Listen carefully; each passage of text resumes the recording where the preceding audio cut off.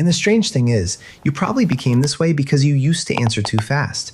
You used to be available like an unlocked side door. People knocked and you opened. People dropped their feelings on the floor and you picked them up before even checking if your own hands were full. Then one day, your body started refusing before your manners could explain it. That is what nobody talks about. The delay does not always start as a choice. Sometimes it starts as a quiet internal shutdown.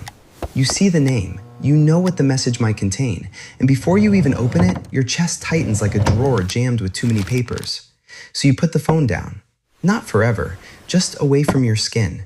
Because sometimes the phone feels less like a tool and more like a tiny doorbell wired directly into your nervous system. And everyone else keeps pressing it.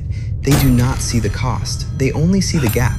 They see 2 hours. They do not see the 12 tiny calculations inside those 2 hours. They do not see you deciding whether you can answer kindly or whether your kindness is currently running on fumes. And when kindness runs on fumes, it starts sounding sharper than you meant it to.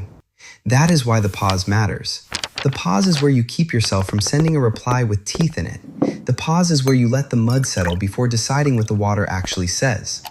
The pause is where you remember that being reachable is not the same thing as being ready. And that difference is everything. Because readiness has weight.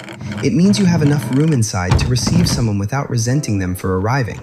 It means you can respond without secretly wishing the conversation would vanish into a hole in the floor. It means your yes is actually a yes, not a tired little surrender wearing polite punctuation. So no, you are not being difficult.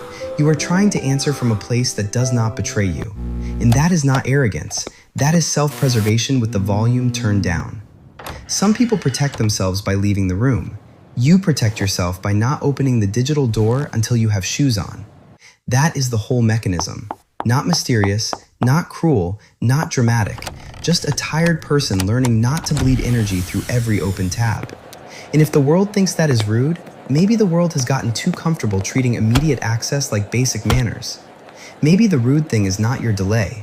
Maybe the rude thing is the expectation that your inner life should drop everything because a screen blinked.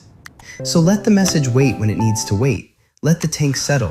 Let the valve open when opening will not flood you. And when you finally answer, let it come from the part of you that has enough oxygen to mean it.